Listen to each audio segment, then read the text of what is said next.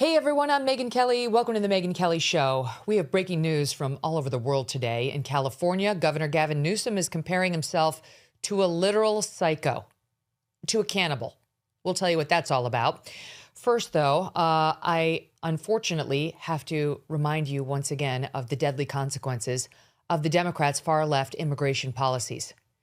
Here on the MK Show, we've told you about the senseless and totally avoidable murders of young American women like Laken Riley, Jocelyn Nungare, and Rachel Morin, all killed by illegal immigrants who should have never been in our country to begin with. And now it's happened again. 18-year-old Sheridan Gorman from Yorktown Heights, New York. That's in Westchester, not far from where we are, and happens to be Yorktown Heights, the area of Westchester we've talked about AOC being from. Sheridan Gorman was from Yorktown Heights. It's about an hour's drive from New York City. She was a first-year student at Loyola University in Chicago. 18 years old, off to live her life, to get an education, first step away from her parents. I understand this. I had my first job in Chicago after I finished law school at age 24, so I was a little older than Sheridan, but I went to Chicago too as my first big step away from home. And it seems like a relatively safe place, or at least it did back when I went. It's not as large as New York City. It's a little bit more navigable. It's totally beautiful. That lakefront is completely inviting, and large parts of it are very safe, and a lot of young people hang out there at all hours, having a drink or on their way home from the bars, or just at night when they're not going to the bars, just to take in Lake Michigan, which is absolutely stunning. It looks like an ocean. And Sheridan, a first-year student, again at Loyola, around 1 a.m. on Thursday night, went out with friends to take in the city's skyline and have a look at the Northern Lights. That's according to her family. She was at the part of the lakefront, if you know Chicago, there's Michigan Avenue, and they call it Mag Mile. And right at the top of that is Oak Street Beach, which kind of kicks off the area that people go to and look at and hang at, and lots of people getting engaged there with the John Hancock building in the background. Well, about 7 or 8 miles just north of that is Loyola Beach, where she was with her friends, minding her own business on a spring evening. And prosecutors say that Sheridan and her group were walking near this beach when Gorman told her friends she saw someone hiding behind a lighthouse. And that's when an armed man dressed in all black, wearing a mask, emerged, causing the group to flee. Can you imagine how terrifying that would be? The man then fired at the fleeing group, hitting Sheridan in the back with the bullet exiting from her neck, and she was pronounced dead at the scene. Absolutely heartbreaking. For what? For what? Because this pig, illegal, was in this country with no business being here. Police were able to track the suspect down to his apartment using surveillance footage where they recovered a .40 caliber handgun. A shell casing from the scene matched the gun, so they've got the guy. Now, what we've learned about the alleged shooter has been all too familiar. After Joe Biden's disastrous open border policies let in millions of unvetted illegal immigrants to this country. That's what Donald Trump was trying to clean up in places like Minneapolis when all hell broke loose, because you had protesters wanting to keep men like this here in the country and tried to paint people like the ICE agents who were trying to keep girls like Sheridan safe as the bad guys. According to the Department of Homeland Security, this suspect is named Jose Medina, a 25-year-old fucking loser, illegal immigrant from Venezuela. I'm sorry, but I'm angry. I am sick and tired of reporting on young American girls being killed by illegals from Venezuela. Sick and tired of it. Her poor family, 18, with her entire life in front of her. For what? Why? There were so many opportunities to prevent this. Joe Biden closing the border, Democrats allowing President Trump to deport the illegals who had been let in here. Governor Pritzker allowing Trump to send help to the state of Illinois in preventing crime, which he said he had in hand and that it was safe. Remember when he was walking along that very lakefront? Governor Pritzker giving an interview to a local Chicago news reporter, talking about how it was safe and he was going to reject Trump's offer. There were so many opportunities to prevent this, and the system failed Sheridan Gorman and her family.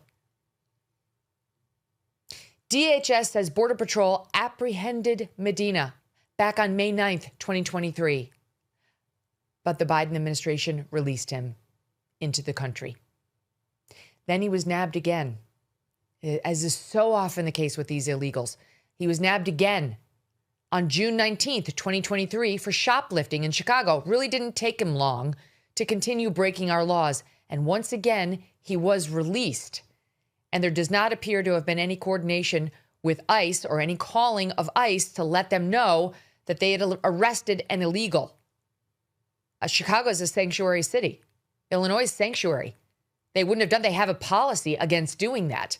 And there's absolutely no report that they violated their policy and actually did something to protect their community by letting ICE know that they had arrested somebody for shoplifting who wasn't supposed to be here. Now this guy Medina has been charged with first-degree murder and multiple other felonies. What good will that do? What good will that do? Who even cares? Great. Shove him in a jail for the rest of his life. Fine. That's where he belongs. Or ship him back to Venezuela. I really, who cares? She's dead and she can't be brought back. Her family is in massive amounts of pain. And no guilty verdict or deportation or combination of the two is going to change that. How many other daughters have to die before we realize what Joe Biden did and the hard truths about what must be done to rectify it? You know, we moved on from Minneapolis so quickly because of the hysterics from the Dems, especially in the wake of Renee Good and Alex Pretti injecting themselves into that lawful law enforcement operation and getting themselves killed. Trump backed down because the polls started hemorrhaging for him with independents. That was a smart political calculation. I'm not going to lie. I see exactly why I did it. It made sense to me politically. But what quietly happened in the days and weeks after that, it wasn't really publicized, especially because soon thereafter, the Iran thing exploded and so on, was we ceded the battle. There was a battle even within DHS and certainly within the country on whether we were just going to go with worst first, Tom Homan style, which is, I love Tom Homan, he's a patriot, or cast a wider net and try to deport all of the illegals here. The ones who hadn't yet committed a violent crime, the ones like this guy. And those of us who wanted a wider net lost. That's what happened. The administration is not admitting that. They know that especially Republican and independent voters do say they want everyone gone. But when you actually have to do the hard work of making it happen, the public gets squeamish because it looks like what it looked like in Minneapolis when you have a local Democratic governor and lawmakers who decide to #resist. The Homan efforts, the Kristi Noem efforts were working well in other cities. But Minneapolis decided to make a point, sanctuary city, and the media was on board. They made martyrs out of those two interferers, Pretti and Good, and the media swallowed it hook, line, and sinker. And quietly, we lost that battle, you guys. We did. The administration downshifted to worst first only. I mean, that's really what it seems to be, worst only. And maybe that's just realism given the amount of resources that we have and how difficult it is to find all these people. But a guy like this guy would not have been touched. A shoplifting arrest? That's not worst first. He had no business being here.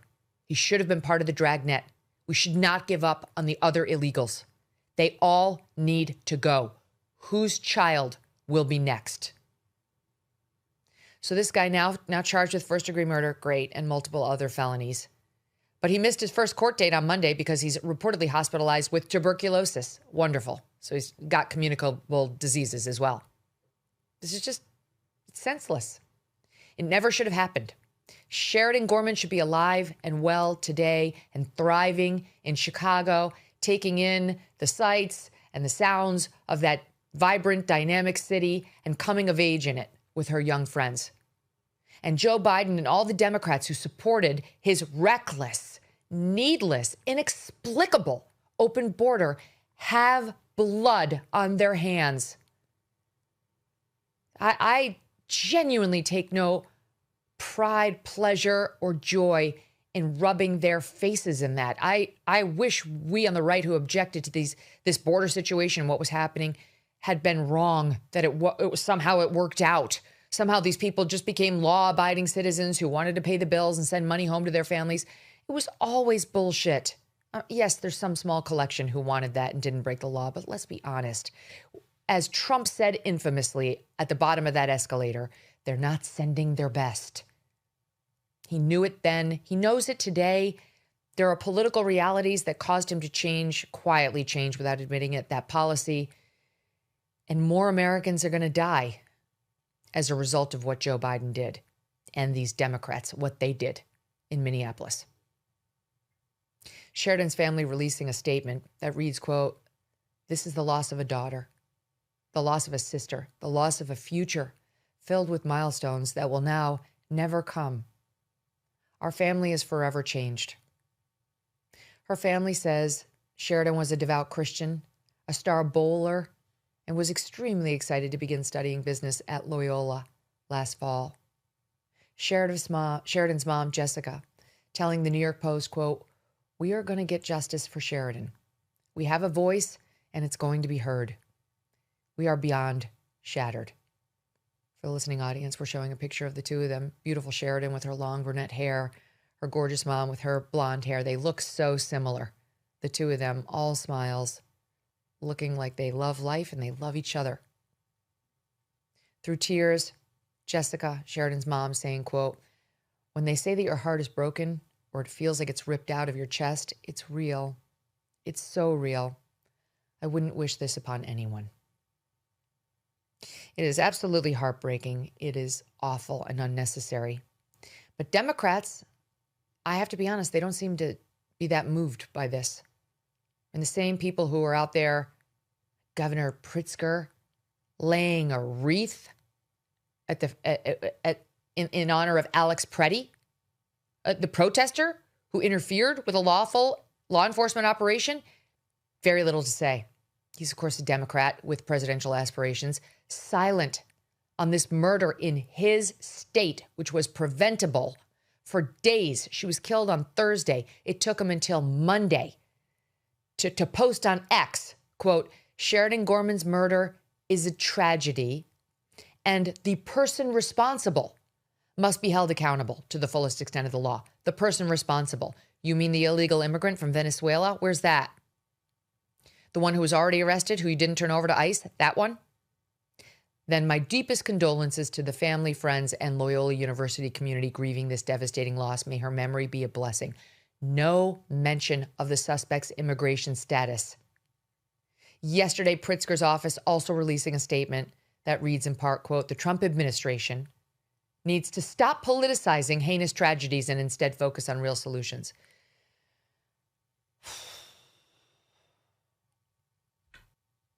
The Trump administration needs to stop politicizing. Okay, that's not what happened here. That is not what happened here. The fact that President Trump called attention to this devastating loss is to his credit. There is an actual political solution to some of what Joe Biden did, and the Democrats are objecting to it. How dare he pretend he's not part of that problem? Remember, back in January, this guy made an appearance at a memorial again for Alex Pretti, the agitator killed by immigration enforcement in Minneapolis after he inserted himself into their law enforcement operations. And Pritzker then had no problem calling for the firing of Trump administration officials because, quote, "killings took place." Watch this. Need to have people who are actually professionally prepared to do law enforcement, and instead of taking away people's constitutional rights. Governor J.B. Pritzker supports immigration enforcement, but not the way the Trump administration is doing it. He is encouraged by the departure of Border Patrol Chief Greg Bovino, but Pritzker says Kristi Noem, Tom Homan, and Stephen Miller should all be removed as well. They need to be held accountable because killings took place, and it was under their orders. Look at him, managed to drag himself on cam to make sure his message was heard far and wide. Why isn't he doing that for Sheridan? Get your fat ass in front of a camera right now and say something empathetic and apologetic about Sheridan Gorman right now. It's even worse when you look down at the mayor.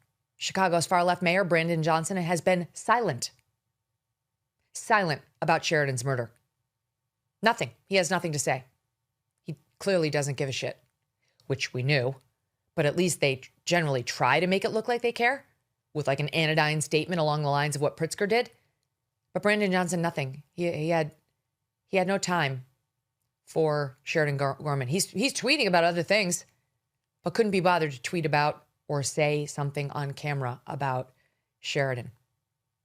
But the alderwoman who represents this part of Chicago, where the shooting took place, Maria Haddon, who is a villain in this story, had the following to say. From what I've been told so far, right, from what police know, from speaking to the students who were with her, it seems she might have, that as they were just out, you know, people go out to the beach all the time, right? And they go out on the pier, they walk around. So the kids were out doing normal things people do in the neighborhood. And it sounds like this might have been a wrong place, wrong time, running into a person who had a gun. They might have startled this person at the end of the pier unintentionally. But that's all we know. So it from what I've been told, what police investigation has turned up so far, what they've been able to share with me and with Loyola University, we don't believe there is cause for broader community concern. Okay, some actual concern over Sheridan Gorman would be nice, madam. Someone may have been in the wrong place at the wrong time last Thursday. The wrong place, wrong time? What is she saying? She may have startled the man? You mean the illegal immigrant who was there with a mask on, who chased her and shot her from behind? What are you saying?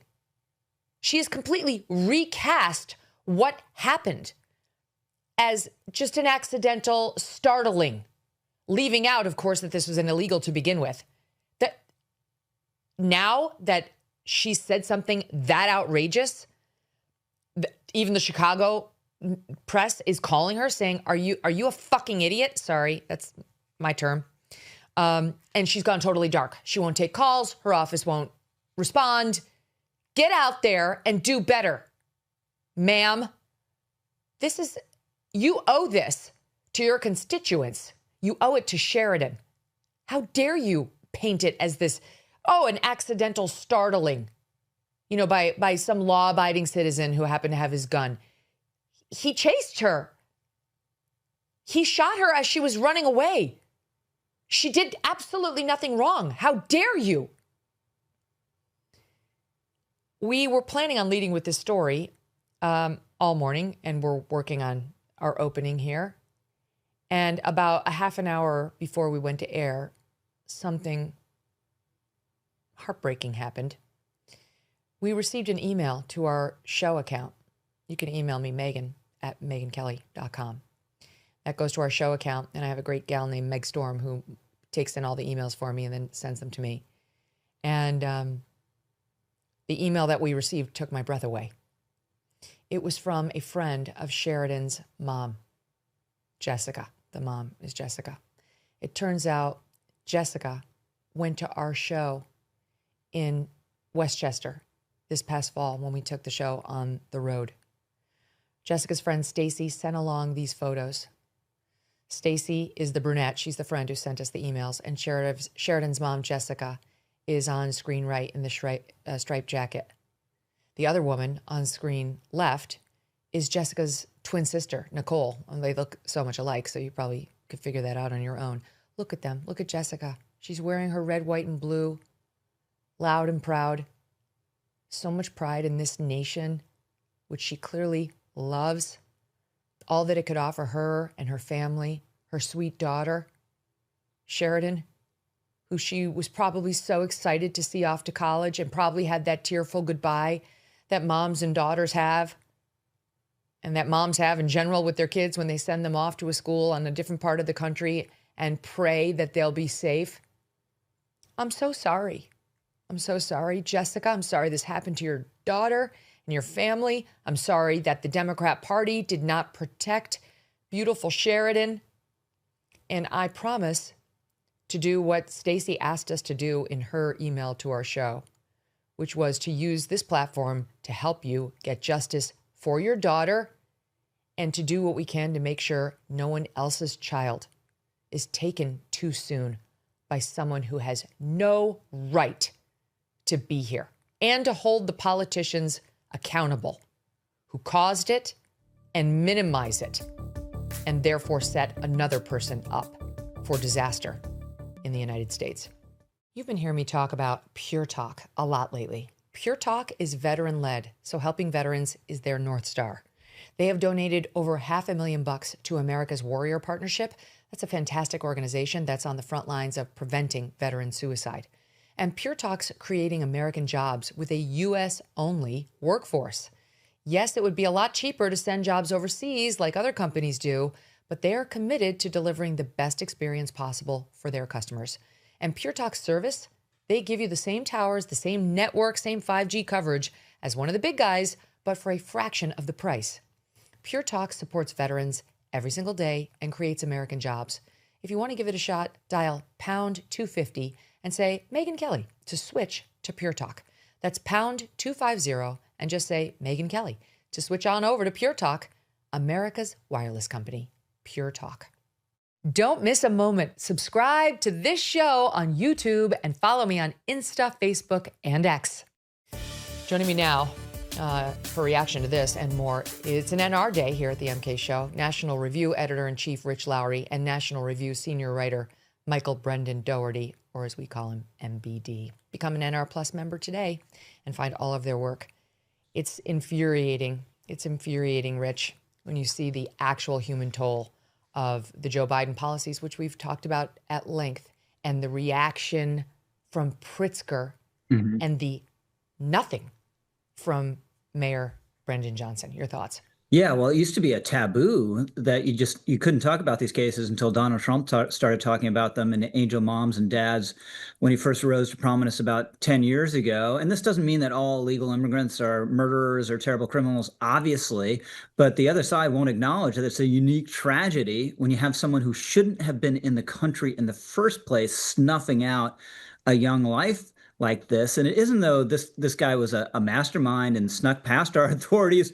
We caught him. And then we released him, and then he was caught in shoplifting as well. And this just goes, there's been a big debate over the data over how many deported illegal immigrants are criminals or not. The number that are actually violent criminals is fairly low. I don't know what it is, 7 or 8%. But there's a huge percentage that have committed other crimes besides being here illegally, and they should all be detained and go as well. So this never should have happened. The people who are in favor of an open border and letting people like this stay in the country are partly responsible. And as you point out, they should at least acknowledge what happened. And just saying wrong place, wrong time, like she was, in the worst part of South Side Chicago and something awful happened, which would be terrible enough. She was walking towards the beach on a nice night with friends. And this guy ambushed them out of nowhere. Totally disgusting and shameful and heartbreaking. MBD, a contributor to Newsmax named Jerry Callahan summed it up well on X on Monday. He writes as follows: "She didn't drive her car at an ICE agent. She wasn't assaulting ICE agents. She didn't lose her life while obstructing law enforcement. She was murdered by an illegal alien criminal, the kind of person Renee Good and Alex Pretti were trying to protect. So, of course, Democrats don't give a shit about Sheridan Gorman. There'll be no protests in the street for her. There'll be no memorial, no national memorial where they'll line up to lay wreaths. You won't see her face all over MSNBC or CNN. She'll be ignored because this is an inconvenient piece of the narrative for those who want to lionize the Alex Prettis of the world. Yeah, it is abominable. I mean, to say she was in the wrong place at the wrong time. Why was it the wrong place? It's the wrong place because Chicago doesn't cooperate with ICE, because the state of Illinois doesn't cooperate with law enforcement on immigration. Why was it the wrong time? Because it was a few years after Joe Biden let in maybe 10 million or more unvetted illegal immigrants. And Republicans aren't off the hook either. Republicans have basically said, and Donald Trump has basically indicated, that there's not going to be enforcement in workplaces like, agriculture or meatpacking or in the hotel business, in the hospitality industry. And this just creates these zones of lawlessness. And this can touch anyone. I mean, I grew up in a hometown where a mother and daughter were killed by a drunk driving illegal immigrant as they were exiting a dance studio. And they were buried together. This was in 2009 in Brewster, New York. And the illegal Guatemalan immigrant who did that had, been known to local law enforcement for years, as many of illegal immigrants were known, just for living rowdy and lawlessly in an illegally rented apartment, rented to many, many men beyond legal capacity by a landlord who was profiting illegally and hired out to do illegal labor. This is a kind of the lawlessness spreads, and this is the price of it in the end.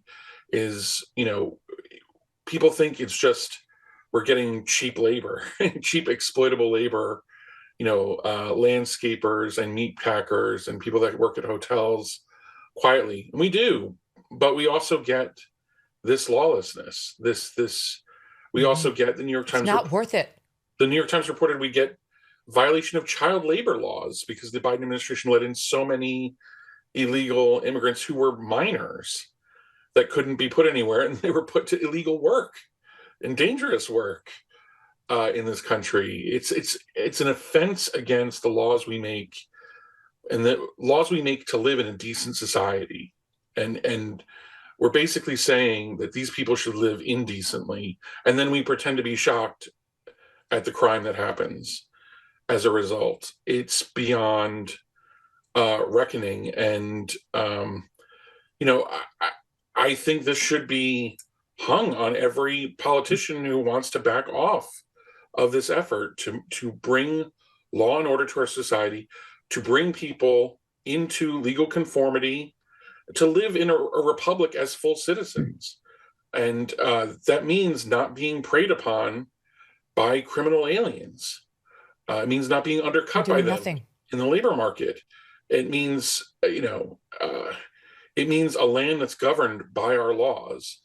And, this is just a truly awful story. And you are so right to drive home the faces, the real names behind the story, because otherwise it's just going to become, a statistic. Just no, we're not going to let it just dismissed as wrong like place. I said, we were going to cover this anyway, but knowing Jessica's part of the MK Show community and came out to the tour with her friends, I refuse. Over my dead body will this story fall out of the headlines now.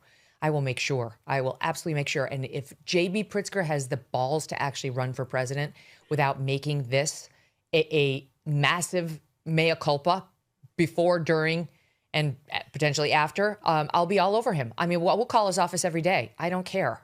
This is so, I'm sick and tired of this. I've talked to too many of these moms, and I think about, Jessica attending to our show in White Plains, where we talked about a lot. That was with Tucker Carlson. We talked about a lot, including illegal immigration. And she's sitting there and listening to this discussion and having no idea that her daughter and her family will be the victims of one of these people in just a few short months. It makes my stomach turn.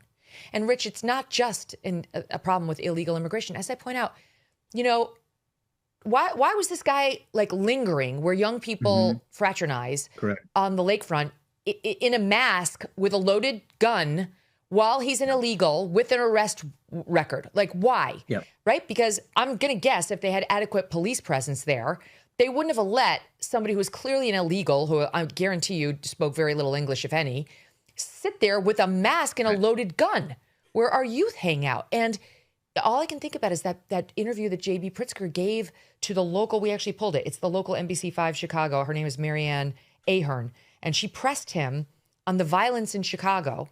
This is months ago, September of 2025. And listen how cavalier Governor Pritzker was. Listen. You're going to hear people, especially this past weekend, 54 shot, 7 dead. Yeah. They're going to say the city's not safe. Would you ask your friends to ride the L after midnight or after, 9 o'clock at night even to come down to the city from O'Hare? Look, big cities have crime. There's no doubt about it. But let's just pay attention to what President Trump is doing targeting Chicago. He's overlooking red states that have much higher crime rates. Just total deflection, Rich. Total deflection. No responsibility. Yeah. So this is a classic instance also of why a broken windows approach to policing makes sense. You police small acts of disorder to keep worse things from happening. So if you just basically don't have tolerance for strange guys hanging around with loitering in masks in places they shouldn't be, this might not happen. I have a friend who was nearly attacked by someone in New York City. It was in a public park where a bunch of kids were out drinking. Is Rich, how do we stop things like this from happening? Well, you stop the drinking, right? You stop the drinking and then people aren't out of control and something worse doesn't happen. And one reason, Megyn, just going back to the foundational point here, that the left can't properly account for these incidents, can't tell the truth about them, can't express the appropriate outrage, is because the wrong people are the victims and the perpetrators, right? So the illegal immigrants are a victim class. They are high up there in the hierarchy of victims for the left. So they can't process when an illegal immigrant commits a crime like this. It reminds me a little bit of the Muslim bomb throwers in New York City a couple of weeks ago, where all the headlines and a lot of the commentary suggested that it was the anti-Mamdani protesters who must have been responsible for the bombing, right? Instead of the Muslim guys shouting Allah Akbar. And same thing here. This guy was a menace, never should have been in the country. He's an illegal immigrant. It was a horror and a disgrace, and they can't get there just because once they hear illegal immigrant, and of course they won't even say that phrase, undocumented immigrant. Let's not cast aspersions on these people. Well, they won't even go that far. First of all, I totally agree with everything you just said, and this progressive Democrat Maria Hadden, who we played the soundbite from, wrong place, wrong time. I guarantee you the message would have been totally different had Sheridan been black. Now the hierarchies change again. Right. Shot in the back. Now she's invested. Shot in the back. Right?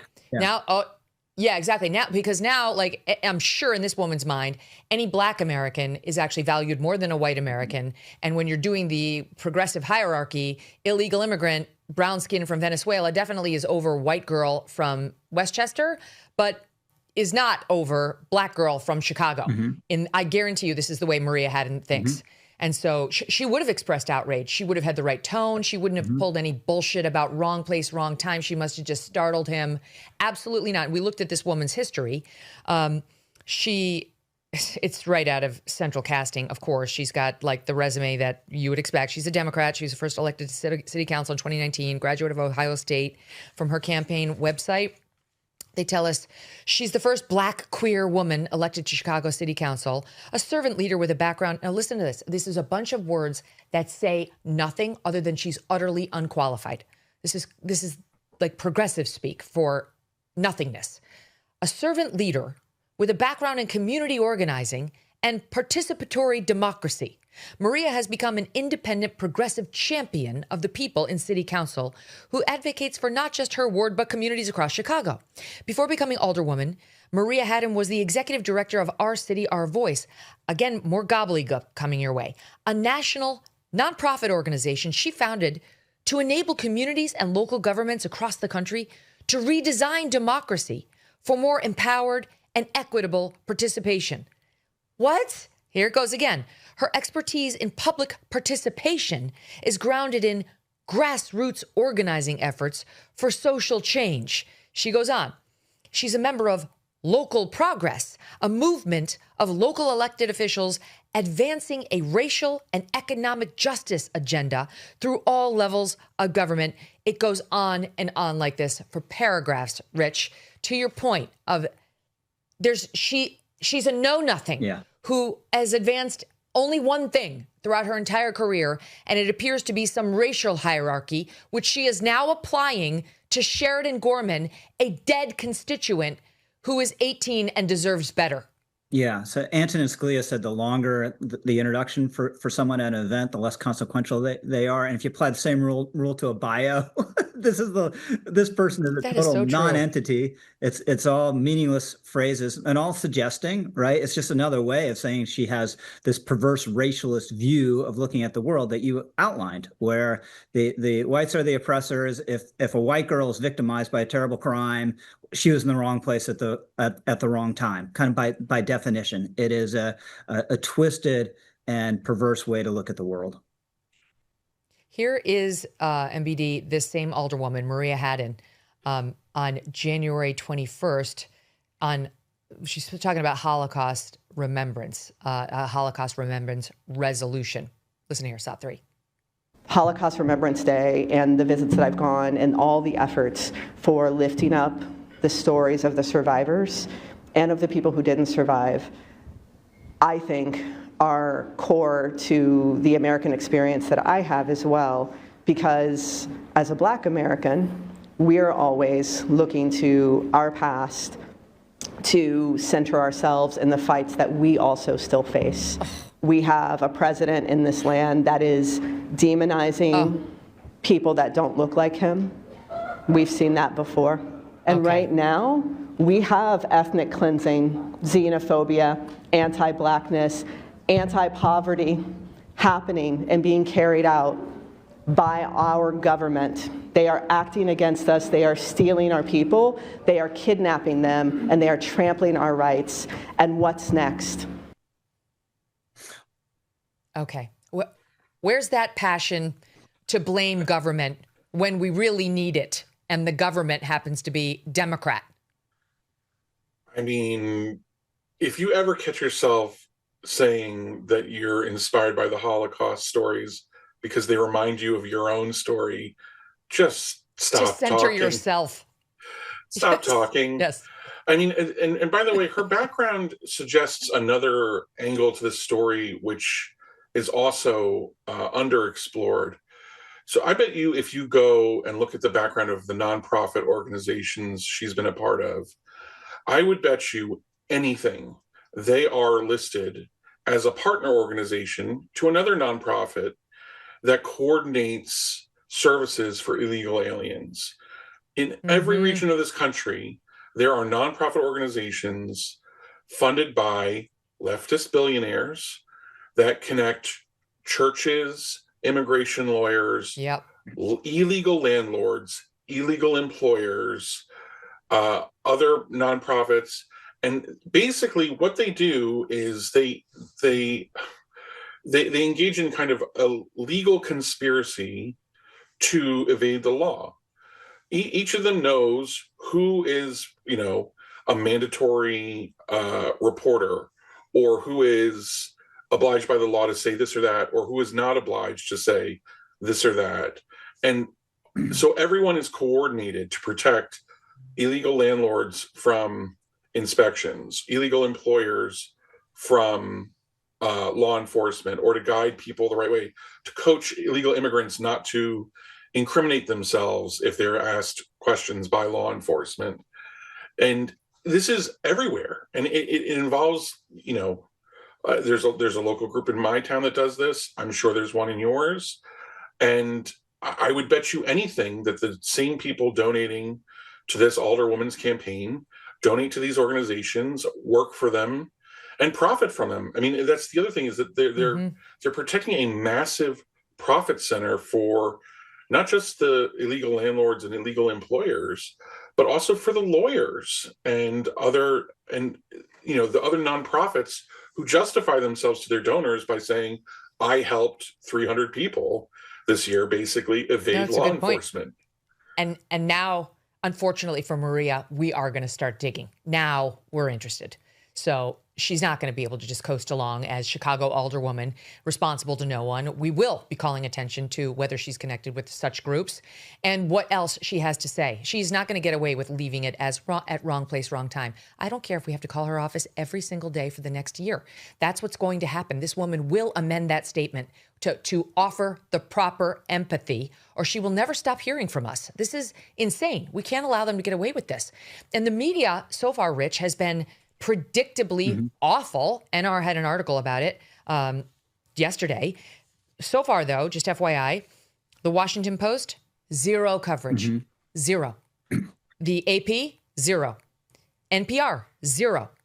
The New York Times coverage from Sunday says suspect in Chicago student's killing was in U.S. illegally. DHS says, okay, that's not bad. Then there's a subheadline. Sheridan Gorman, 18, was killed last week near Loyola University, Chicago. The Trump administration has sought to highlight crimes committed by undocumented people in its deportation campaign. It's Republicans pounce with different words. And then you guys pointed out in your editorial how the Chicago Tribune, they went with, okay, first of all, they failed to get this Medina's immigration status into their headline. And it's missing from the article about his arrest entirely, more than 24 hours after that status had been revealed by DHS. So they just refer to him as Rogers Park Man in Loyola slang, Rogers Park Man. Then finally, there was a follow-up story that makes a reference to the fact that he was here illegally. And yet it still does not name him. It doesn't name him. CBS, no better, reporting suspect due in court in Chicago shooting that killed Loyola University freshman Sheridan Gorman. Readers had to wait until the 10th paragraph to find out he was here illegally. This is like, so that's the New York Times with Republicans pounce. Chicago Tribune won't even tell you he's an illegal. CBS waits until the 10th paragraph. And that's better than WAPO, AP, and NPR, which ignored the story altogether. Yes, it's not just burying the lead, it's suppressing the lead or pretending the lead doesn't exist, because it's of intense interest to people that this guy is an illegal immigrant, but they don't want to acknowledge it because they share largely the worldview that we've been talking about. And that subhead you read, I think, from the New York Times, that's the kind of coverage you're going to get in a couple days, right? It's all going to be Republicans pounce kind of coverage. Yep. And going back to that older woman, the viewpoint she has, and this really underlies so much of this, is basically the old line, first they came for whoever, and then they came, first they came for the Jews, then they came for you. That's how they think of illegal immigrants. First they come for illegal immigrants, and this is the cusp of a massive totalitarian fascist crackdown. So they view guys like this as the equivalent of Anne Frank, right? They should be protected. Not only should they not be arrested, they should be affirmatively protected, hidden in someone's metaphorical attic, because it's inherently wrong and fascistic to enforce our borders and immigration laws. It's so infuriating. I mean, it just feels like nothing's going to change. It really does. Like, he's going to get J.V. Pritzker. He will get away with this. I mean, he will. He's probably running for president at any CNN debate, because they don't give the Dem debates, the primary debates I'm talking about, to Fox News. They don't give them to the Megyn Kellys of the world. They don't give them to Rich Lowrys and MBDs. They give them to CNN and MSNBC. No one's going to ask him. No one is going to ask him this question, because it's Team Blue that's in favor of the open border and not holding anybody to account. They'd much rather talk about Alex Pretti and Renee Good than Sheridan Gorman. It's just so infuriating. On the subject of, I guess we'll stay with Democrat presidential possibilities, something bizarre with Gavin Newsom. I don't totally understand what he's doing here, but maybe you guys can enlighten me. He decided to put out this picture of himself. It was a tweet as half of the face, and Christian Bale, who played serial killer Patrick Bateman in American Psycho, as the other half. And in his caption, he doesn't say, "Here I am with Christian Bale." He highlights the fact that he's splitting the face with the serial killer, the fictional character, Patrick Bateman. He writes, "For so many years, people have been saying that Patrick Bateman and I, who is not a real person, look alike. Now this pic has been going all over the place. What do you think?" And clearly he just wants people to tell him he looks hot because, you know, Christian Bale is hot and way hotter than Gavin Newsom. And then, you know, many people were commenting, like Tom Elliott, who responded, "Your psychiatrist misses you." Another posted a picture of Gavin Newsom next to Beavis from Beavis and Butthead, saying this actually is a more spot-on likeness, and I have to agree. Take a look at it, you guys. You tell me. I mean, it's spot on. Yeah. But this is like some sort of a flex, I guess. I don't know, Rich. Is it a flex? What is it? I think he's just adopted the approach, right? And there's something to be said for it. Any attention is good attention on social media, and it's a little bit like, you know, Ted Cruz playing around with the idea that he's really the Zodiac killer, which is something thrown at him by critics. So then he's gone with it at times. So I think Newsom is a threat because he has a kind of charisma. I'm immune.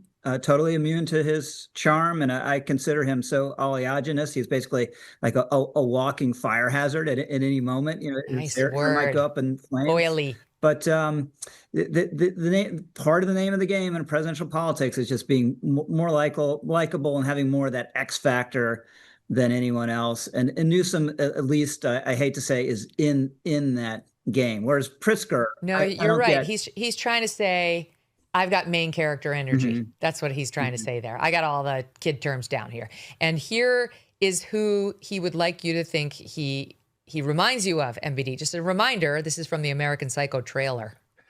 I feel lethal, on the verge of frenzy. I think my mask of sanity is about to slip.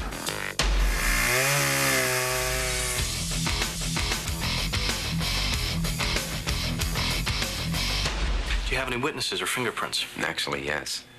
Hmm.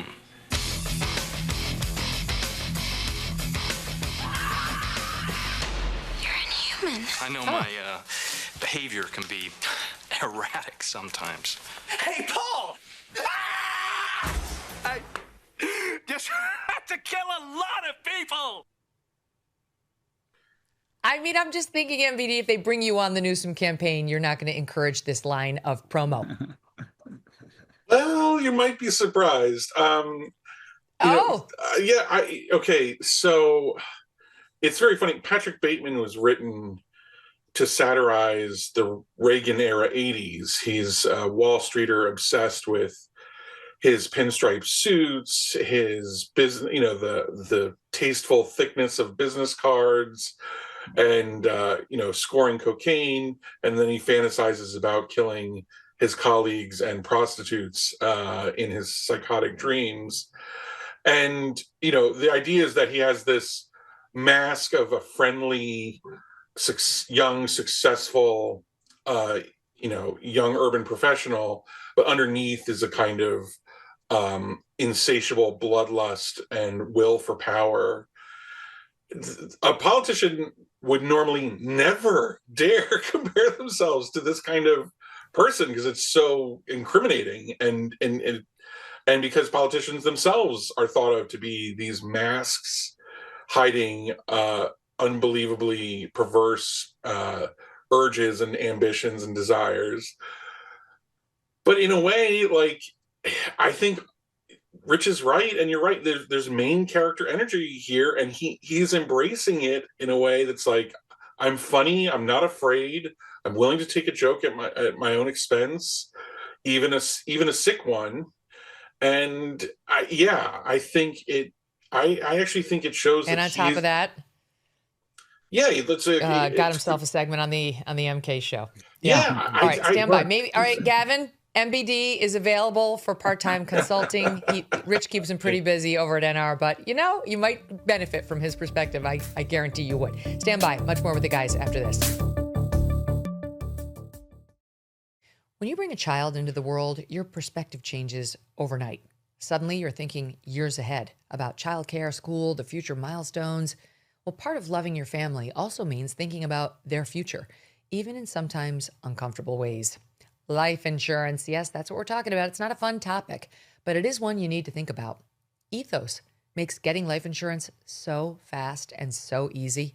It's 100% online. You get a quote in seconds, apply in minutes, and get same-day coverage of up to $3 million. Some policies are as low as $30 a month. Business Insider named Ethos the #1 no medical exam instant life insurance provider. And Ethos has a stellar 4.8 out of 5 stars on Trustpilot with over 3,000 reviews. Protect your family with life insurance through Ethos. Get your free quote in minutes at ethos.com/MK. That's ethos.com/MK. ethos.com/MK. Application times and rates may vary. Welcome back to the Megyn Kelly Show. Rich Lowry and MBD, Michael Brendan Dougherty from National Review, are back with me now. Before we continue on the Democratic line, because there's some news coming out about these would-be candidates, Mayor Brandon Johnson just spoke to the death of Sheridan Gorman. And of course, the only way he was able to address it was a reporter forced him to do it. He didn't do it spontaneously. A member of the press got in his face and basically insisted that he comment. And here's what he said. We're going to continue to pray for those victims. Will you take this opportunity to apologize to Sheridan's parents for the policies that you promoted that directly caused her death? That suspect would not be in the city, would not be in the country, but for your policies. Will you take this opportunity to apologize? Well, again, I believe that we're all grieving the loss of Sheridan and other folks who have lost their lives because of senseless violence. And let's just be very clear, between the Safety Act and the Welcoming City Ordinance, the Welcoming City Ordinance was passed 40 years ago by the first black mayor in the history of Chicago. And the Safety Act was passed under the governor, at that time, who was a Republican, Governor Rauner. Thank you for your questions. So you will not apologize to Sheridan's parents? Hi, Mayor. No apologies. You have nothing to say to that. So he won't apologize to Sheridan's parents. He won't even acknowledge her by name. He just said, we're all grieving Sheridan and others too. We're all grieving and others too. So he has to lump her death in with just random other acts of violence in Chicago. And that's how he describes it, just senseless violence. Nothing about the guy being an illegal, and only reference those two laws because the reporter, who was a hero, we're trying to find out who that was, raised the sanctuary city policies. And he's like, somebody else passed those. As if this guy isn't fully behind them. This is just not it. He's a disgusting disappointment. Chicago, I don't know how you did this to yourselves with this mayor. Your governor's equally bad. Good luck with that. But the governor wants a promotion to president. I mean, he's definitely getting ready to run, MBD, Governor Pritzker. Mm-hmm. And he's not the only one. And there was a very interesting piece in Axios that highlighted how 3 of the main expected Democratic presidential candidates are leaning into their, quote, childhood traumas as a way of introducing themselves to their constituents. And I have to say, totally on brand for Democrats. Like, yeah, you know what? If you're going to run as a Republican, this is definitely not the way. But as a Dem, yeah, they like their men super effeminate and tearful and full of trauma. So here's how they're doing it. Governor Josh Shapiro of Pennsylvania, he has just released a book not long ago. And this is how Axios describes his pitch. He writes about that he had a happy childhood and at points, an unhappy childhood home. It all comes down to the mother, of course. He says his mother, Judy, poor Judy, could be unstable, and that he and his siblings believed that if we were good, we could stop the chaos and the yelling.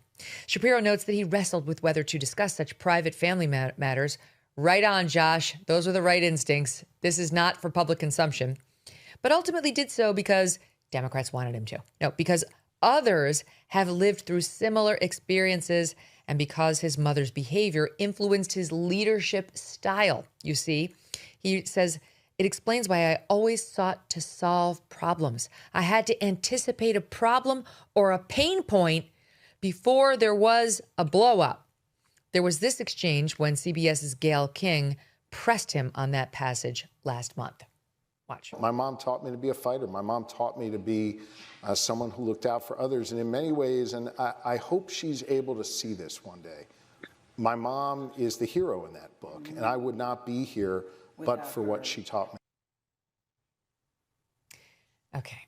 Remember like the Kennedys of the world, where they had more family drama than any family ever born in America, and they shoved it under the rug like good American people. I was going to say Presbyterians, which is what Doug is, but no, they're Catholic, like you and me, MVD, and they also believed in shoving baggage away. That was the way to do it. There was lots to discuss and blame your problems on or to relate to people with, but there used to be a stiff upper lip like vein running through American politics, and it's gone now, at least for the Democrat Party. Yeah, it is gone. And the contrast with the Republicans couldn't be more stark. I mean, you have Donald Trump, who ran as a successful billionaire real estate developer who recovered from multiple bankruptcies, never let him get down.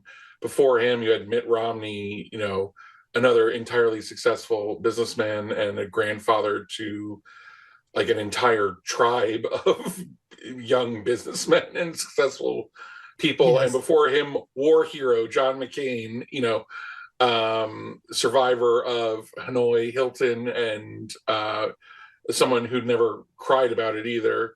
And now you get Democrats basically trying to run and say, I'm not privileged. Like, I'm not in any way privileged. You've guys like, Governor Andy Beshear, who likes to take pot shots at J.D. Vance and talks about like, he's making fun of my people, the poor Appalachians. It's like your people, like you grew up in the governor's mansion. Like you couldn't have been a child of more privilege than he was. It is this weird thing of like,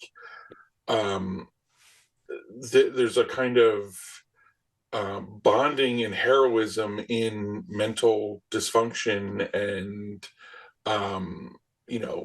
the struggle to cope with life as it is, that is really, kind of embarrassing. Like talk to your life coach about it, or like, if you no longer have the big giant Kennedy's clan family, like, I don't know, just pour it into ChatGPT. Like just don't bother the whole country about it. Like, I actually have several girlfriends who do that, and they are convinced Chat is like giving them really good advice.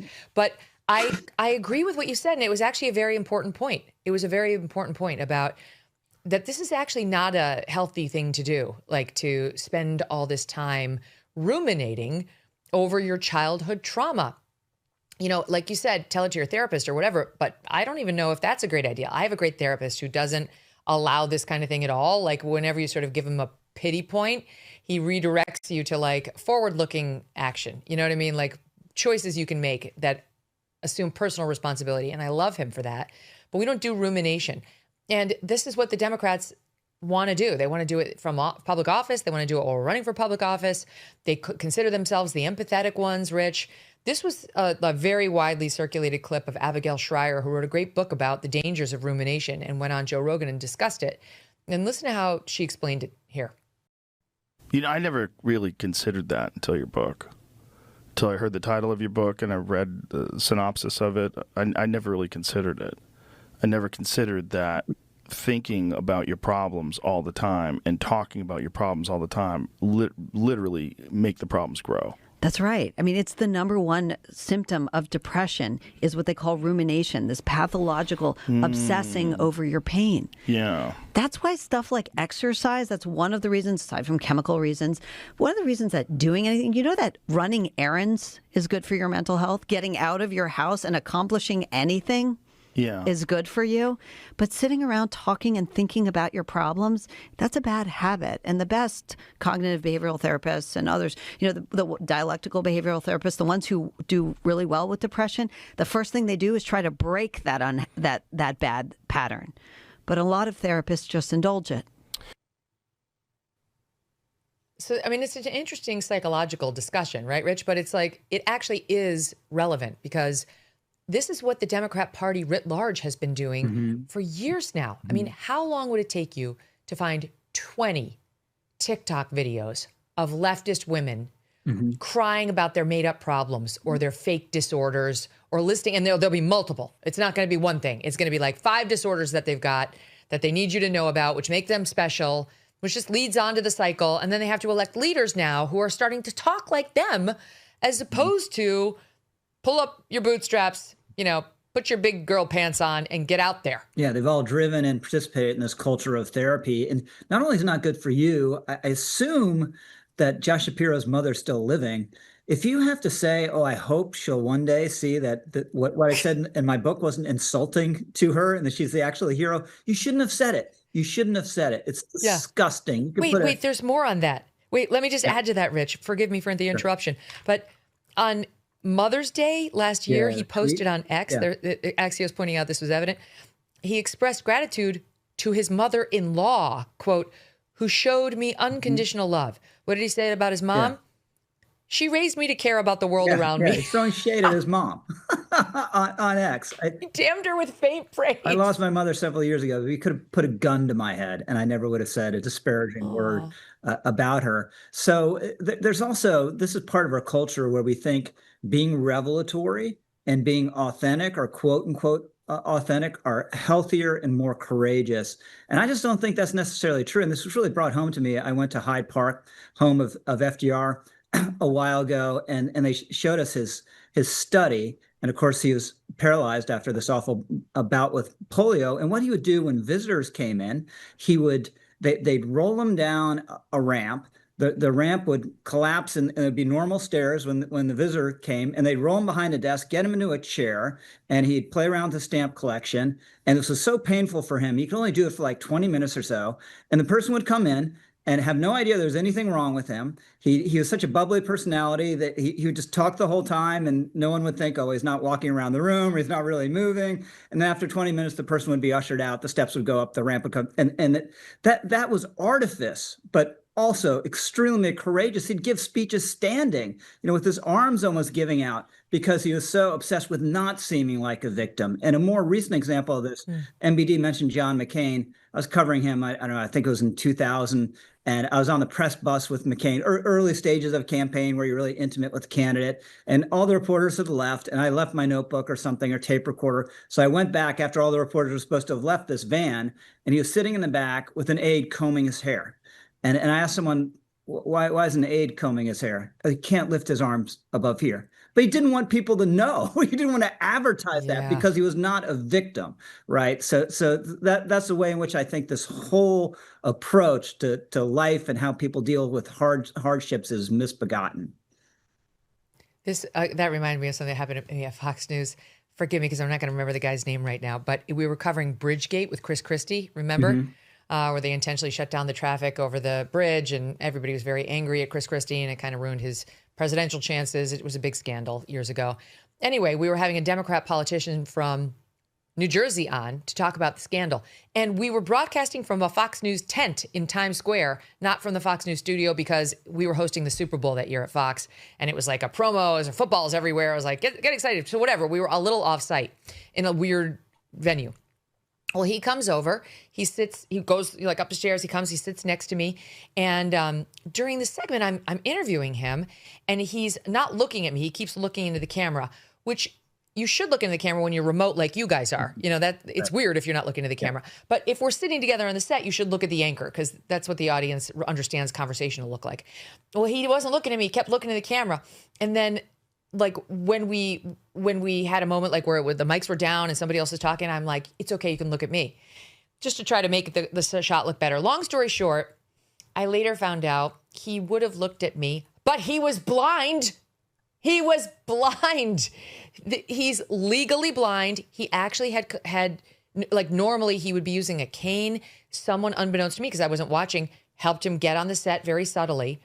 And I felt so bad that I had been like telling him where to look. No one told me he was blind. Right. I called him right after the segment. I'm like, please forgive me. I had no idea. And he was so sweet. He was like, I didn't want you to know. He was like, I don't want anybody to know. I like to sort of just deal with it and project as well as I can that I'm a seeing, sighted person. And then, of course, because I have this thing of sticking my foot in my mouth all the time, I'm like, did you see that article in the New York Times this morning? Like, I just kept saying the word see, like you triple down, like, stop, somebody stop me. Anyway. Yeah, you know who's one of the great contemporary American figures in terms of exemplifying this anti-victimhood mentality we're talking about is Thomas Sowell, right? You read about Thomas Sowell and people discriminated against him, facing racism, and his attitude was always, F you, it's on you, not on me, right? Yes. And if we had more of that across the country, it'd be a very good thing.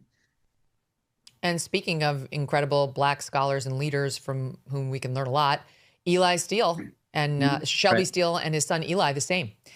He can't hear. And he came on the program once. It was when we were just an audio podcast. Actually reduced me to tears when I found out, like, he wanted to do it. We didn't have video, you guys, so you couldn't see me. He couldn't read my lips. So he had to put on like this device, and he was using his cochlear implants, and he was struggling to hear what I had to say, all of which I did not know. You could tell, obviously I knew he had a hearing problem because the way he speaks is a little off. And, but he then confessed at the end of the interview, thank you so much for having us. I really appreciate you letting us promote their documentary, which everybody should go see, called What Killed Michael Brown. It had been banned from Amazon, and it's a great, great look at Ferguson, Missouri, and race relations in America and what really got us here. And I said, I'm going to make a confession to you. I almost canceled because I wasn't sure if the audience is going to be able to understand you. And he said, I want to tell you that everyone else did. Everyone canceled us as soon as they found out about my problem. And then we had this long discussion about how his dad, Shelby, another civil rights leader, but more heterodox than his thought, like Thomas Sowell, refused to do sign language. He insisted that Eli grow up learning to read lips. He wanted him to be able to function in a hearing world. It's just such a different mindset than what we're seeing now. And not to pile on to Josh Shapiro, because back to our friend Gavin Newsom, MBD's candidate in 2028, Rich. Newsom Bateman, 2028. He's doing it too, and so is J.B. Pritzker. Like, literally one of the richest men in the world wants us to remember his childhood trauma, and I'll give you the examples here. Here's Gavin Newsom. He also has a new book, Young Man in a Hurry. In it, he recalls having dyslexia and how his mother, Tessa, tried to console him over his struggles in school, Rich. She said something he recalls as, no crueler words could be spoken. What did she say to little Gavin? It's okay to be average, Gavin. No crueler words. Spend a day in the Kelly household, Gavin Newsom. My parents were like, took one look at me and they're like, she's going to be with us for a long time. And then they told me I wasn't special, all the things. It wasn't cruel. It was actually real, and gave me #goals. And he says after his parents' divorce, his father, Bill, was often absent, Rich, leaving Gavin looking to give his father reasons to be a bigger part of his life. So there he was, poor average Gavin, with a cruel mom and an absentee dad, leaving him just looking to find someone, a father figure, to be a bigger part of his life. Well, what do we know was actually true in the case of Gavin Newsom? This is how he found himself. This was his solution, and it was actually a really, really great one. Take a look at the magazine article that documented exactly how Gavin Newsom dealt with his very cruel mom and his absentee dad. Here it is for listening audience. He appears in a magazine, and it's titled Children of the Rich. And he is there with all the Gettys, all the Getty children, Rich, like another American iconic family, like the Astors, like the Vanderbilts. And he wants us to feel sorry for him because his mom said one thing trying to make him feel better about his dyslexia that he thought was insensitive, and his dad was somewhat absentee after the divorce. Boo fucking who? Yeah, this guy is never going to convince anyone. He suffered any hardship. By the way, the harshest thing I've heard recently that any parent has ever said to a kid, that we were all inspired by the U.S. hockey victory in the Olympics. Prior victory in 1980, the coach of that team, Herb Brooks, was cut from the 1960 U.S. Olympic team. That team goes on to win the gold medal while he's sitting there watching at home with his dad. He was the last guy cut from the team. And after they win the gold medal, his dad turns to him and said, "Son, I think they cut the right guy." That's and this inspired him terrible. to want to be very tough on that team in 1980 and whip it into shape and win a gold medal another way. But I'm not shedding any tears for Gavin Newsom. And if he wins the presidency, it's because the entire country looks at the example of California and says it's okay to be below average, Governor Newsom. Yeah, right. The mother was actually sugarcoating it. MBD, J.B. Pritzker has not written a memoir, but he has spoken openly about losing his dad, Donald, to a heart attack when he was 7. That's sad. And his mother to alcoholism when he was 17. All right, those are legit tragedies. He recalled his mother in an interview with the New York Times, Sue, trying to explain her alcoholism when he was 8 or 9, promising to overcome it. But unfortunately, he said, she was never able to. It overcame her and took her life. That is very sad. But it's going to be a very tough sell, because the reason J.B. Pritzker is telling this story, MBD, is because he literally has had one of the most privileged lives a human being can have on earth in the modern day world. He is the heir to the Hyatt Hotel fortune. He is rolling in dough. I mean, it's everywhere around him, and it always has been. And so now he has to find another way to make us feel sorry for him, because his dad died when he was young and his mom was an alcoholic, which I'm sorry, but that actually is a very common story in America. And I don't see it happening where people are going to say, notwithstanding the billions, he's just like me. Yeah, it's not going to make him relatable in any way. And it is sad in a way. I mean, I think it's not just a reflection of individual bad character, but I think it shows a society that, one, is careless with people's reputations, right? That people are careless with their parents' reputations.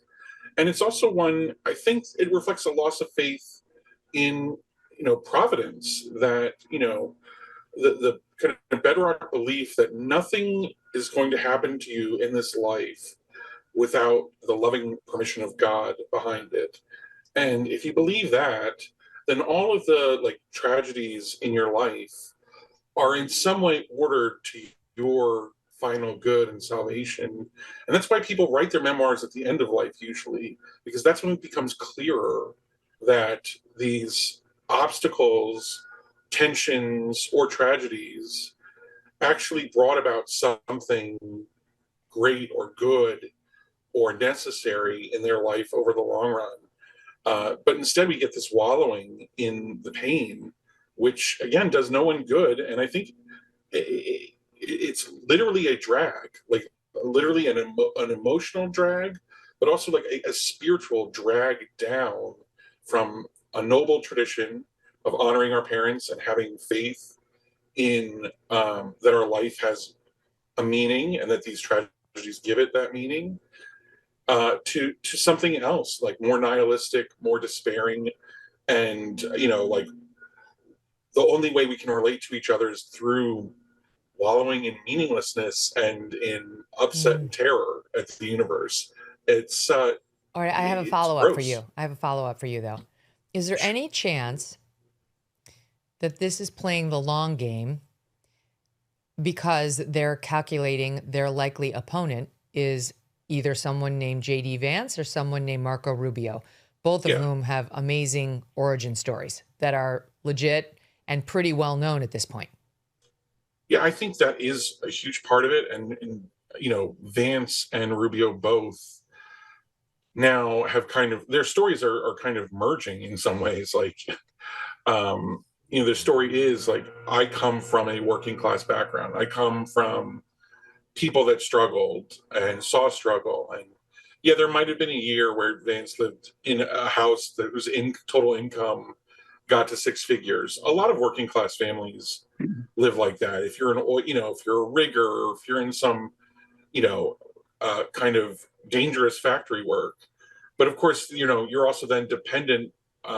People that in your whole community depend on you to help them out when they have less. And those are powerful stories. The barman's son in the case of Marco Rubio, or, again, in the case of Vance, the son of an alcoholic, another absent father, but someone who rose up and used the existing institutions of American meritocracy to rise above. That's much more powerful than anything Andy Bashir is going to tell you. It's like, I grew up in the governor's mansion and then I graduated into it. Like, woohoo! Like, what? Yay me! I mean, a lot of stories are homecomings, but it's usually not that literal. And it's the same thing with Pritzker, which is like, I was born to basically the progressive aristocracy, and now my family gives money to the progressive aristocracy across the rest of the country. I mean, it's again, inspirational, not that inspiring.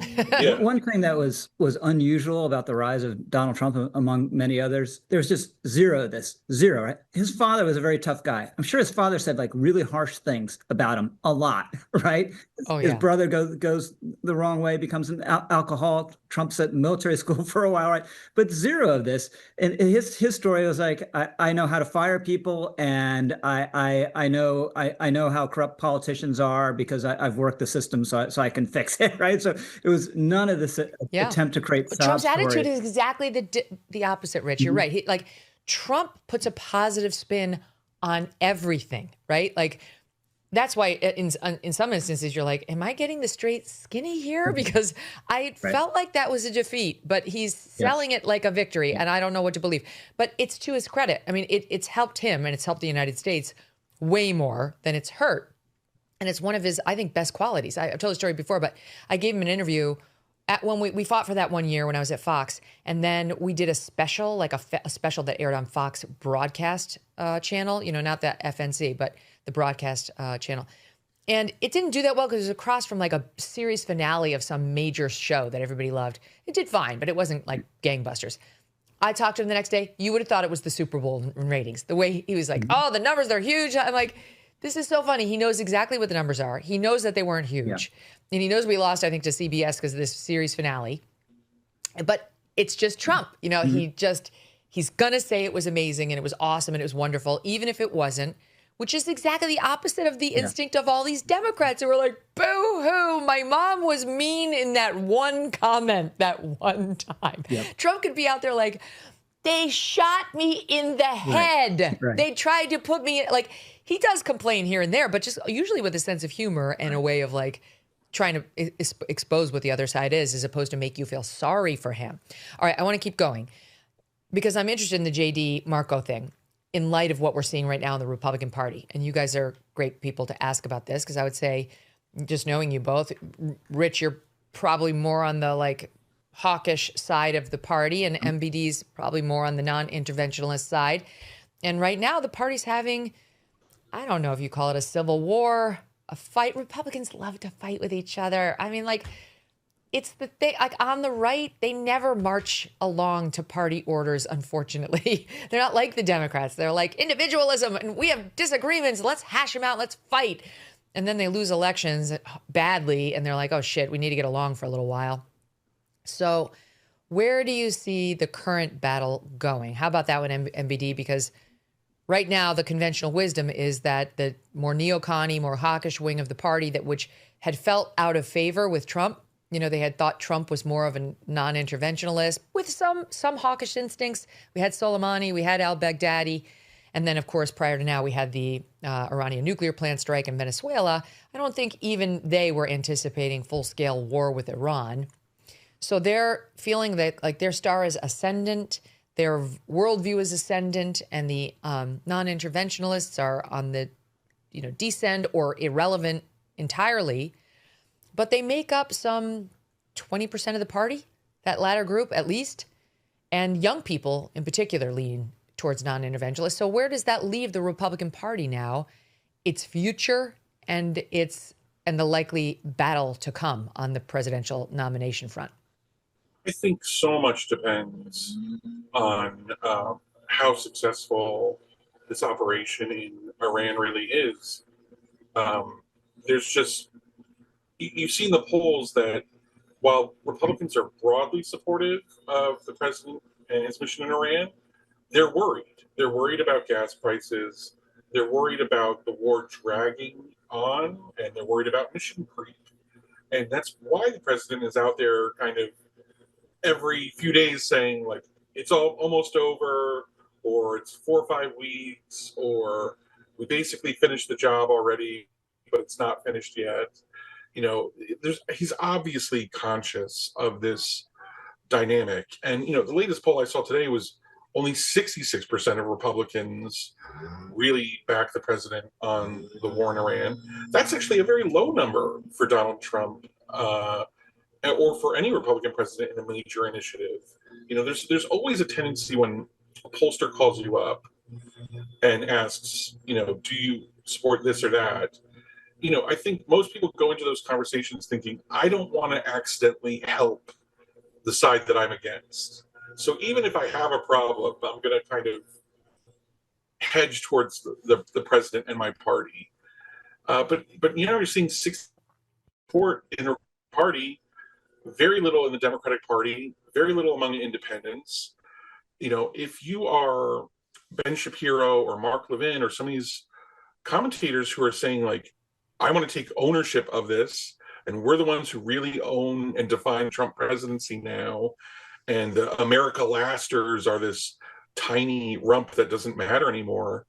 I think you're basically saying, like, we're in charge of a party that's going to swiftly be in the minority in November. And I'm not sure how that's going to work out for them. I mean, I if you see the poll numbers for the president and his party sinking as low as they have been among the general public, I don't think that's the time to take the wheel and say, I'm the driver now. I'm the one steering this car because it's about to crash. Mm-hmm. How do you see it, Rich? So I think there are a couple unknowns, right? The big one, which MBD led with there, is how does this end? Right? Is it perceived as a success or is it perceived as a failure? That will make a huge difference. And then there's kind of the internal game. So J.D. Vance obviously, at the very least, is not enamored of this operation. Whether he opposes it or not, we don't know. But does Trump kind of appreciate him keeping his head down and basically being a team player? So that's a benefit to the ultimate competition for a Trump endorsement. Or, if it goes wrong and JD is kind of proved right, does Trump resent that? It's very difficult to know or game out exactly how that interaction is going to go down. And then with Rubio, I had a connected person who was making a very good case that I hadn't thought of quite this way recently, just saying he's not going to run. This is a guy who is at the pinnacle of his power. He's at the hand of a very powerful president. Pursuing priority is very important for him. Iran's one, but Venezuela is much more of one, and Cuba's at the top of the list, and has an ability to be a legacy shaping Secretary of State. So really, in about 8 months from now, or nine months after the midterms, is he going to say,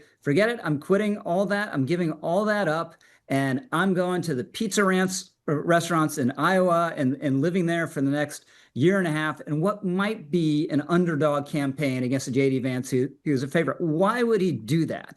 So I think a lot of people are thinking Vance, Rubio. I'm not sure whether Rubio is going to be in that equation, unless there's some inside track we're not aware of, and Trump's really bonded with him, and there's some chance that he could give his nod formally or informally to Rubio. That would be a game changer. But otherwise, if you're Rubio, you're sitting very pretty right now, and you're still young and have a lot of time. Rich, you tell me how the more hawkish wing of the party would feel about J.D. Vance. I think there'd be a lot of disquiet over J.D. Vance, but at the end of the day, if someone's the party's nominee, the alternative is going to be worse, right? If he's running against AOC or Gavin, I mean, they'll probably be less hawkish than he is, even. So there's very little alternative to getting on board, but there'll certainly be disquiet because I think in some respects, JD, I don't know whether he actually thinks this or whatever, express it, but I imagine that he might think of himself a little bit as Trump is the John the Baptist ideologically with this more populist, non-interventionist approach that Trump's kind of on board with, but not always, as we've seen with Iran. And JD's the pure version, right? He's the ideological savior. He's working the logic all the way to its end point. And there got to be a lot of people who weren't huge on Donald Trump to begin with, but have warmed up to him, especially after this, who are going to not like the idea of a J.D. Vance nomination.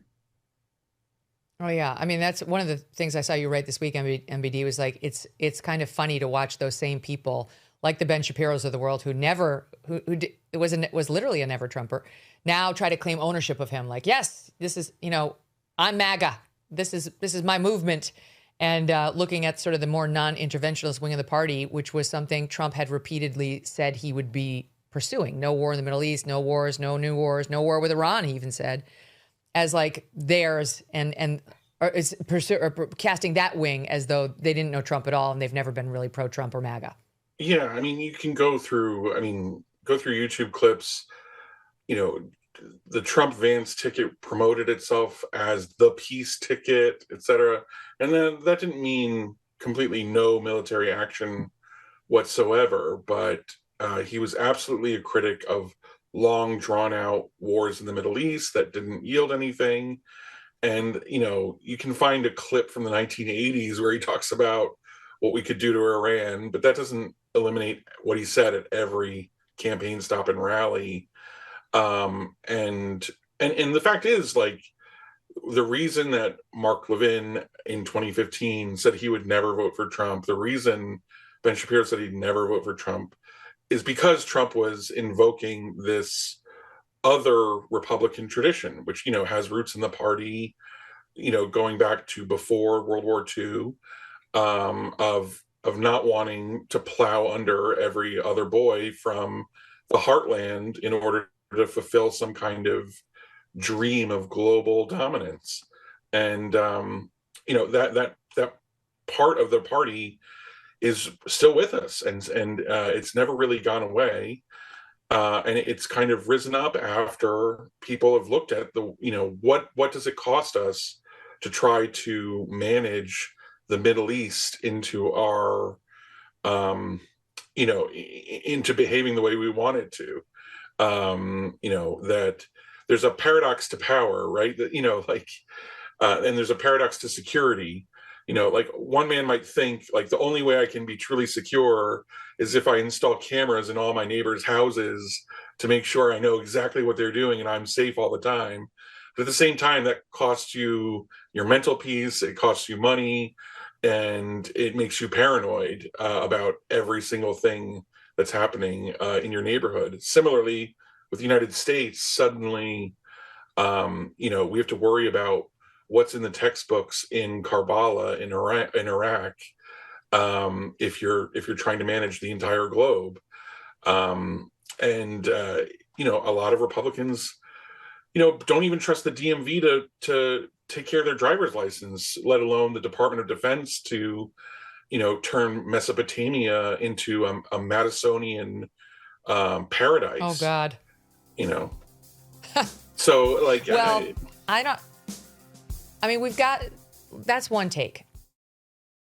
Let's be honest. America can still be a dangerous place, and you cannot afford to wait for help when you need it. Sure, you could use a firearm, but in today's America, defending yourself with deadly force could have legal consequences. According to FBI data, 99.9% of all altercations do not require lethal force. And that's exactly why many are turning to Byrna. Byrna is proudly American, hand-assembled in Fort Wayne, Indiana. These less lethal self-defense launchers are trusted by hundreds of government agencies, law enforcement departments, and private security companies. Over 600,000 Byrna pistols have been sold, most to private citizens who refuse to be victims.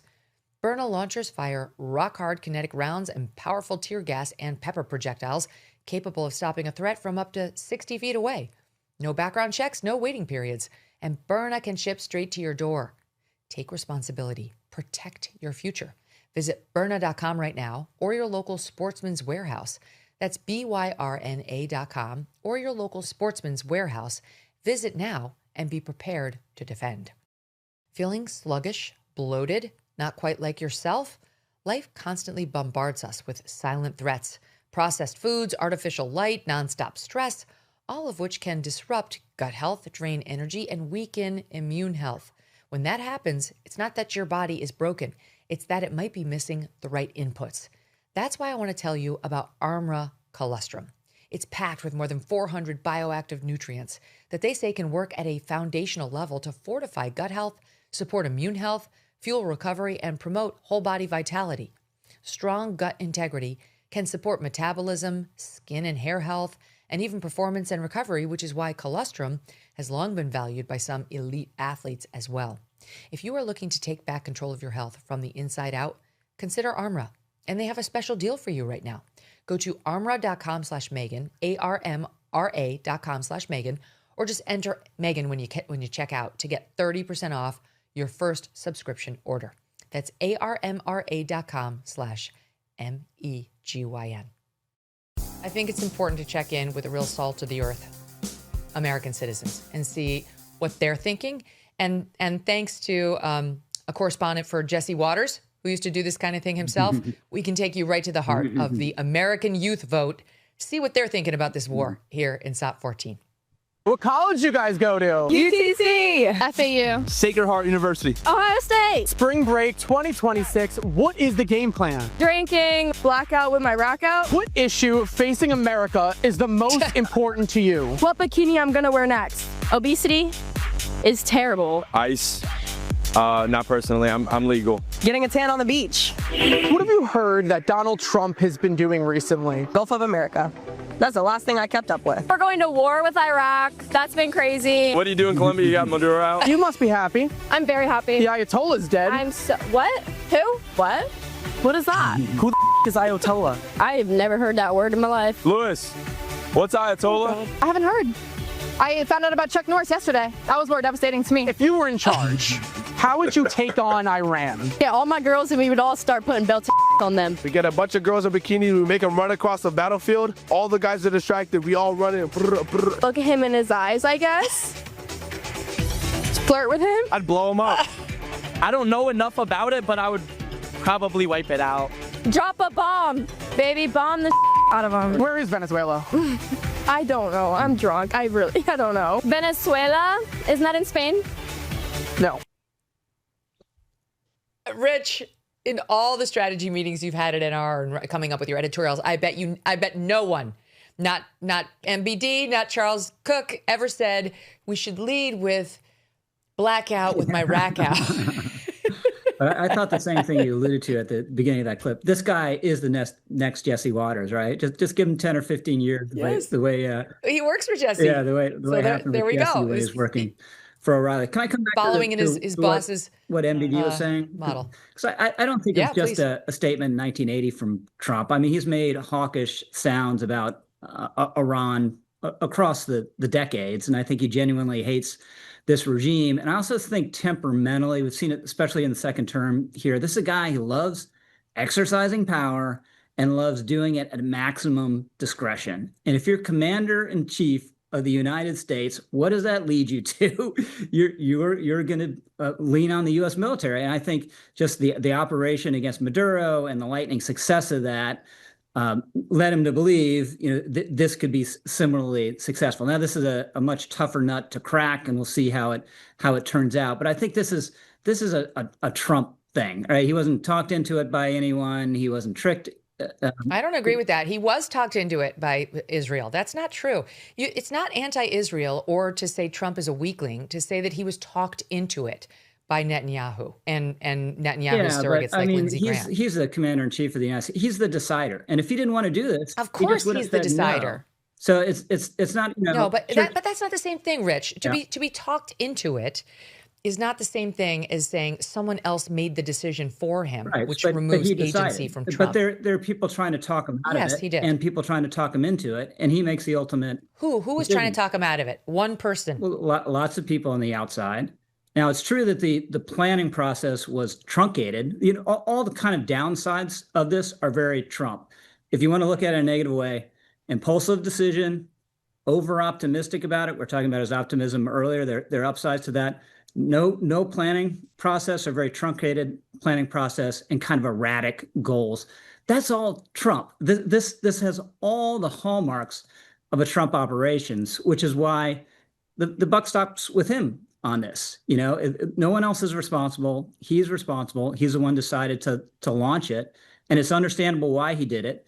And again, it's very characteristic. So I just don't get the effort to kind of get the blame or the credit or whatever you want to consider off on someone else. This is a guy who's I have no interest in doing that, but I also find it weird that some people don't want to acknowledge that Israel did push for this war very, very hard. You don't have to take Megyn Kelly's word for it. Netanyahu is all over the papers of course. and on video saying exactly that. Like, we know that's true. I don't know why you tried to make it so serious, Rich Lowry. Back to the video. SOT 15 MBD, I got something for you.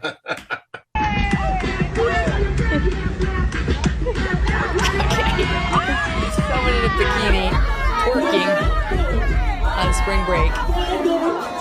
More twerking. It looks like an X-rated video. Like a little bad twerking. MBD, it's spring break in America, and down in Florida, in some towns, they are cracking down on the twerking as illegal, as now indecent exposure and inappropriate. And I want to know whether you are pro or against, because I think those girls may not know anything about the Ayatollah, but they definitely know how to eat properly and buy a good bikini.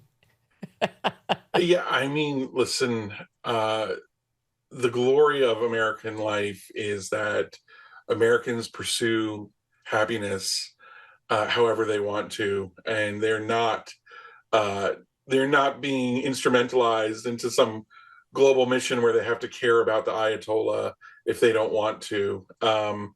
As for criminalizing twerking, I just think that's beyond the government's competence at this point. I don't think it should be prioritized. I think, you know, there's other battles to fight first. Don't you think that we should have Charles assigned this as an NR piece? I mean, Rich, who does the assignments over there? Is it you? Charles lives in Florida. He has to deal with the twerking firsthand, and he hates government interference like MBD is explaining right now. So what do you think, MBD? You should nudge him. I will nudge him. I mean, right now we're trying to deal with the twerking privately. You know, my daughter is in a dance company, and you know the tweenie girls do this just to get a rise out of their moms and dads, and you know, so we're trying to handle this as parents first. You know, authority begins in the home, and that's where it should stay. And it's a good reminder. It's a good reminder that I'll never let my daughter go on spring break until she is 45 or something like that. Yes, honestly, same. Or without you there, Daddy's coming. You can do it as a family affair. All right. Last but not least, and not unrelated, I wanted to ask you guys your take on the founder of OnlyFans, Leonid Radvinsky, 43 years old, died of cancer. And man, it was one of the richest guys in the world, worth like $8 billion, thanks to OnlyFans, which is porn. It's a porn website. I mean, not everything on there is total porn. Like, some women just show their feet, and people pay lots of money to see them. But there's a ton of porn on OnlyFans. I've never actually been on OnlyFans, full disclosure, but I see enough in the news to know what's on there, including that Bonnie Blue, who had sex with, I can't keep track of them, like 1,000 men in a day. And then the other girl what's the other gal's name? Who's like her competition? Lily Phillips. Thank you, my team. Who now says, and she did another like 1,000 men in a day. Now she says she's converted to Christianity. She had like or she's like renewed her Christianity by having an adult baptism. Okay. But what do you make of it, Rich? This guy's legacy, billionaire, very successful, got some of these girls away from XXX porn sets where they have to do this, on a set, but it just leaves you feeling sort pretty of a skeezy. Small d democratization of porn. So you tend to hear in the press of the stories, someone who's a junior in college and now they're making, $500,000 a month and they've bought a new Jaguar, but you don't hear all the stories of the girls who have let themselves be exploited and basically gotten nothing from it. So this is a terrible trend. It seems to be sort of an unstoppable tide in American life, but it used to be, these were magazines hidden in the back of some shop, and you'd have to go purchase them and feel shame when you did it. And now it's just accessible to everyone, the girls who are doing the porn and the consumers. So it's a very bad trend, but apparently an unstoppable one. I think it's a bad trend too. I just feel like whenever I see those girls like in an interview, I want to do an intervention. I want to help them like get an education and do something more wholesome with their life and with their body and help relieve them of the massive shame that must be driving them to seek this sort of affirmation over and over again. That's my take on it. Guys, a pleasure as always. MBD, great to see you. Rich, you as well. Go become an NR Plus subscriber today. We're back tomorrow. And we'll see all of you then. Thanks, guys.